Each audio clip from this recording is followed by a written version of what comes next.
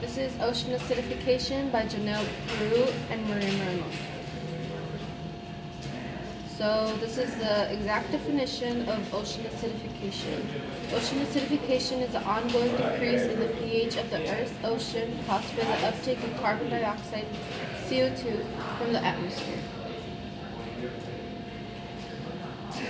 This is a more understandable definition. So our oceans are becoming more acidic, and there are changes in the chemical makeup of all the waters in the ocean from excess carbon dioxide in the atmosphere. And ocean acidification causes quite a few problems, such as the deterioration of shells, especially for snails and other tidal creatures, which gives them problems into, like, the shell. Can you move the screen down? Like, a little more. Perfect. So this is the corrosion of shell due to ocean acidification. As you can see, it becomes a bit opaque after a while and it starts to crumble away.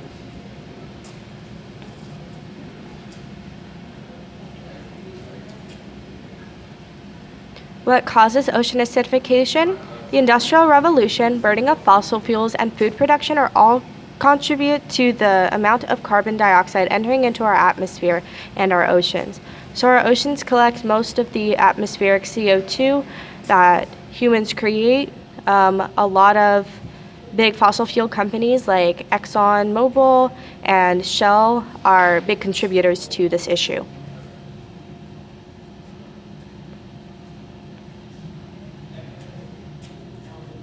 What can we do? You can decrease your carbon footprint by shopping for local foods, reducing household waste, and avoiding one-use containers. So containers like plastic water bottles can be avoided. Things like sharing cars with people that you know and people that you're traveling with can definitely help as well. Here you go. So this is an example of what happens when ocean acidification happens. So the carbon dioxide goes into the water and it unites with the water and it creates carbon acidic, which is ocean acidification. Carbonic acid. Carbonic acid.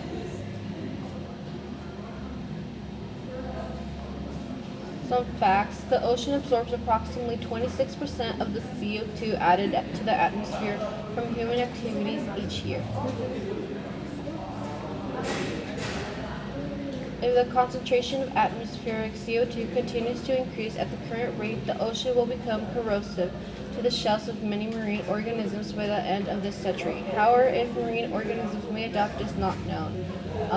Since the fast pace of ocean acidification, animals aren't really able to adapt as quickly as this pace is going, so they might have some difficulties in the process. You should have talked a little louder, it's getting loud. Ocean acidification may threaten plankton, which forms the base of the marine food chain. It is key to the survival of larger fish.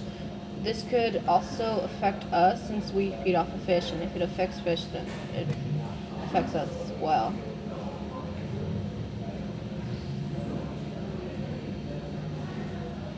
So this is a short video that you guys can watch on your own. We'll have the link that also pertains to what we are talking about. Skip it. So we wanted to spread awareness of ocean acidification. We conducted a 3-part survey to help educate our peers. A pre-test, a presentation, and a post-test were used to help document our success. So the pretest consisted of these 5 questions. What effects does ocean acidification have on marine animals? What causes ocean acidification? How does ocean acidification affect humans? How does ocean acidification, how does the ocean obtain most of its CO2? How can you reduce your carbon footprint? So these were the simple questions that we asked somebody that might not know a bunch about ocean acidification. And these were the post-test questions after they had gone through the presentation. How is carbonic acid formed? What are some of the main human sources that release CO2 into the atmosphere? Why would a decline in plankton be bad for larger organisms like fish? what are the few organisms that are most affected by ocean acidification, and what happens to the CO2 intake of the ocean as the water warms. These are a bit more complex questions that should be able to be answered if they were paying attention to the presentation. So the results for the pretest: out of 10 participants ages 16 to 45, one person got 4 out of 5, one got 3 out of 5, and 3 got 4 out of 5, as well as 5 getting 1 out of 5 on the pretest. After the presentation, we had them do the post-test, and our results are as followed. 3 got 5 out of 5, 3 got 4 out of 5, and 4 got 3 out of 5 on the post-test. As you can see, there's a difference.